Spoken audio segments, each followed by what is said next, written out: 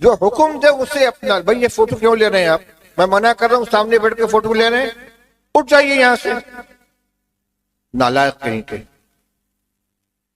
شرم نہیں معلوم ہوتی. بار بار کیمرہ اٹھ رہا ہے. مولانا ہٹائیے ان کو سامنے سے میرے. آپ وہاں سے ہٹ جائیے، کہیں دوسری تک جائیے. ایسے بدتمیز لوگوں کو سامنے نہیں بیٹھنا چاہیے. ہٹائیے ان کو یہاں سے. بار بار منع کیا جا رہا ہے تو آپ حضرات احتیاط کریں. احتیاط کیا کریں؟ آپ بھی نرم لفظ استعمال کر رہے ہیں. کون سی مجبوری ہے فوٹو لینے کی؟ بند کریں بالکل. یہ ہمارے علماء کرام کی بھی نرم روی ہے، سختی سے منع نہیں کرتے فوٹوگرافی سے. فوٹو کھنچواتے ہیں بیٹھ کر، لوگ سمجھتے ہیں کوئی حرج نہیں اس کے اندر. میں فوٹو کے ساتھ بیان ہی نہیں کر سکتا، میری زبان رک جاتی ہے.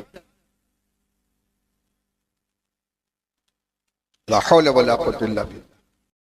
بھائی اپنی گفتگو شروع کرنے سے پہلے میں آپ حضرات سے گزارش کرنا چاہتا ہوں کہ فوٹوگرافی کا سلسلہ بالکل بند رکھیں.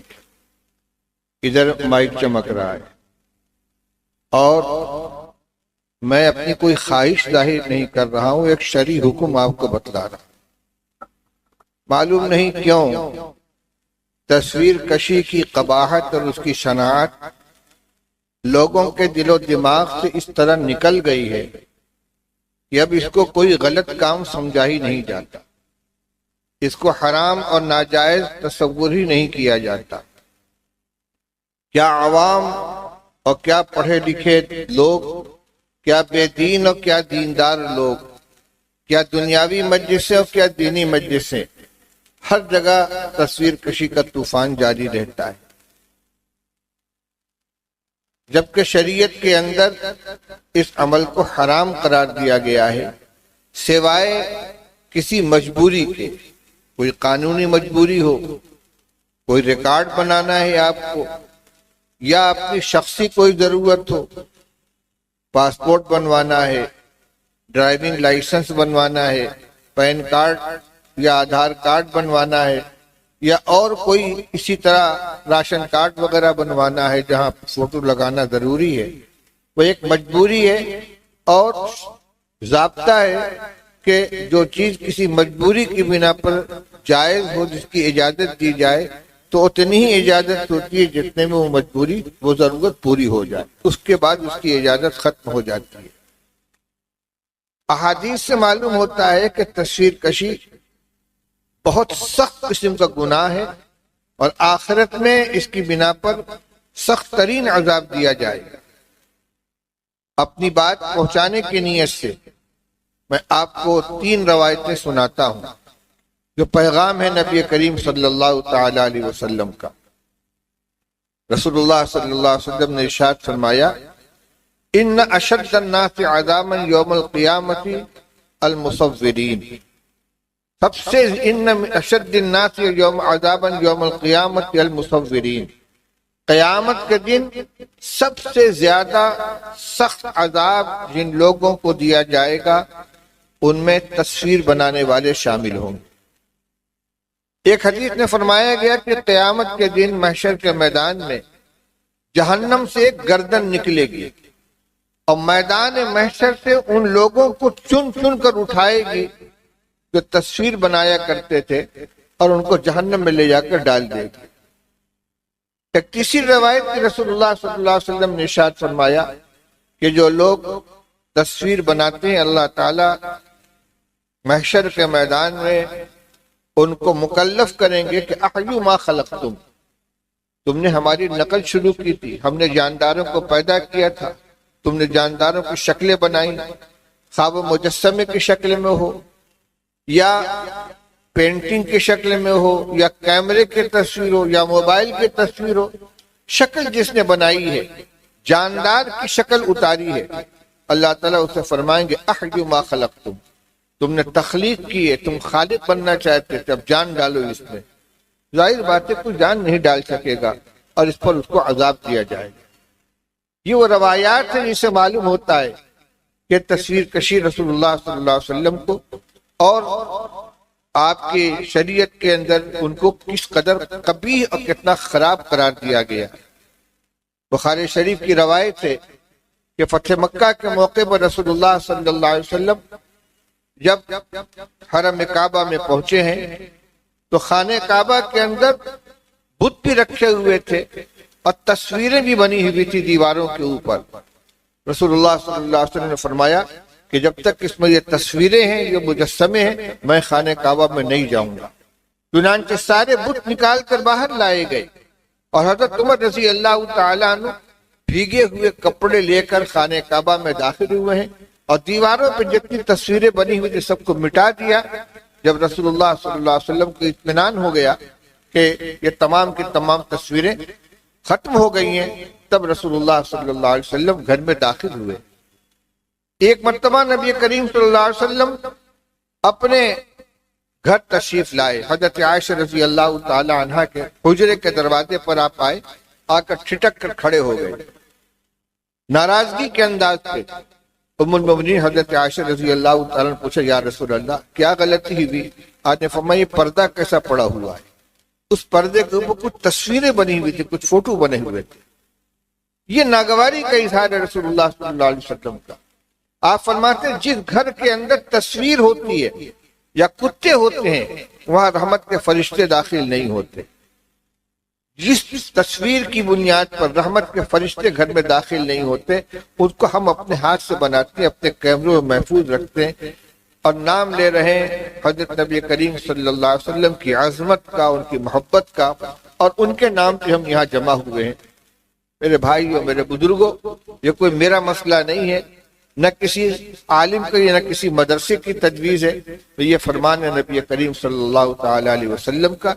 اگر آپ کے فرمان کی عظمت اور اس کی اہمیت آپ کے دل کے اندر ہے تو عزم کر لیں کہ ہم تصویر کشی کو بالکل خیر بات کہیں گے اور یہ غلط کام ہرگز نہیں کریں گے۔ اللہ تعالی ہمیں اس کی توفیق نصیب فرمائے۔ بھائی میں صاف صاف کہہ دیتا ہوں، موبائل سے تصویر کا لینا حرام ہے، حرام ہے، حرام ہے، اور یہ ہمیں اتنی تکلیف دہ چیز ہے ہمارے لیے کہ اللہ نہ کرے کسی کے لیے بددعا نکلے تو وہ نقصان اٹھاوے گا۔ میں صاف صاف کہتا ہوں، یہ بیماری کام کرنے والوں میں خصوصاً اور عوام میں عام ہو گئی ہے۔ خود یہود نصارہ ایک ایک جیب کے اندر یہ حرام چیز داخل کر دی ہے، کیا عوام، کیا خواص، کیا پڑھے لکھے، کیا جاہل، سب کے مجھے اس سے سخت نفرت ہے، اور لوگ اس کو سمجھتے ہیں کہ یہ کوئی بڑا اچھا کام ہے، حالانکہ خدا کی قسم جو یہ کام کرے گا اللہ اس کو مکلف کریں گے کہ اس میں روح ڈالو، اور وہ تصویر بنانے والا اس میں روح نہیں ڈال سکے گا تو اللہ اس کو جہنم میں ڈالیں گے۔ کیونکہ ہم تو ایک ہی حدیث جانتے ہیں، کل مصور فی النار، کہ ہر تصویر بنانے والا وہ جہنم میں جائے گا، چاہے وہ تصویر کسی شکل سے بنا رہا ہو، کسی بھی طریقے سے بنا رہا ہو، ہم ایک ہی بات جانتے ہیں، کل مصور فی النار، کہ ہر مصور جہنمی ہے۔ یہ بیماری کام کرنے والوں کے جیبوں میں دیکھو گے تم، ان کی جیب میں کیمرے کے موبائل ہوں گے۔ میں تو سوچتا ہوں اسی جیب میں رکھ کے نماز ہوتی بھی ہے کہ نہیں ہوتی، میں تو یہ سوچتا ہوں اگر اس کام سے ہمارے دلوں میں کوئی اللہ کا خوف اور تقوی اور اللہ کا، وہ تو اللہ کے تعلق سے حرام حرام نظر آتا ہے، ورنہ اب تو ایسے پڑھے لکھے لوگ پیدا ہو گئے جنہوں نے حرام کو حلال کر لیا ہے اپنی تعویلات سے، کہ یہ نہیں ہے، یہ وہ نہیں ہے، یہ نہیں ہے، یہ وہ نہیں ہے۔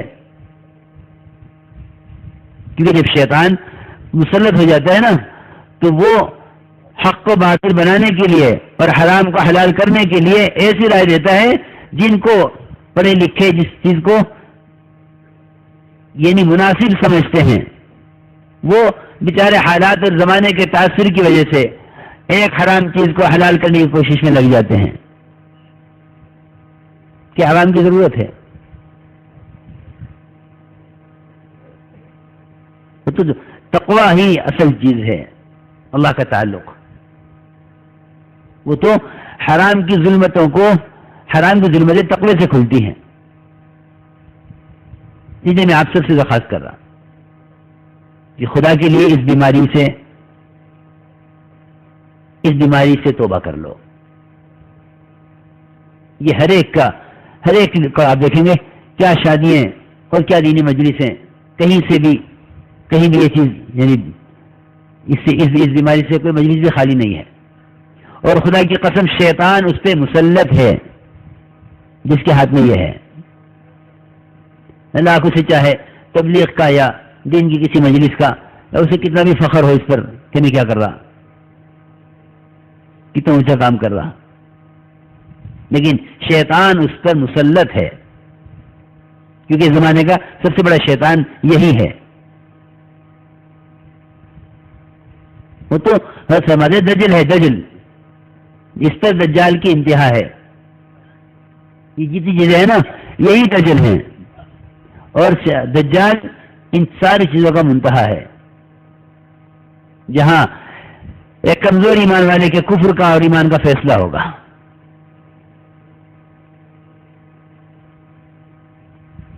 میری آپ سب سے یہ درخواست ہے کہ خدا کے لیے یہ حرام، اس سے توبہ کر لو. موبائل ہے، آدمی موبائل ایک ضرورت کی چیز ہے، بغیر تصویر کے بھی رکھ سکتا ہے، مگر شیطان نہیں چاہتا کہ کسی طرح یہ ہدایت پر آوے. وہ تو ایسی چیزیں پیدا کرے گا جس سے یہ حرام کے اندر مبتلا رہے.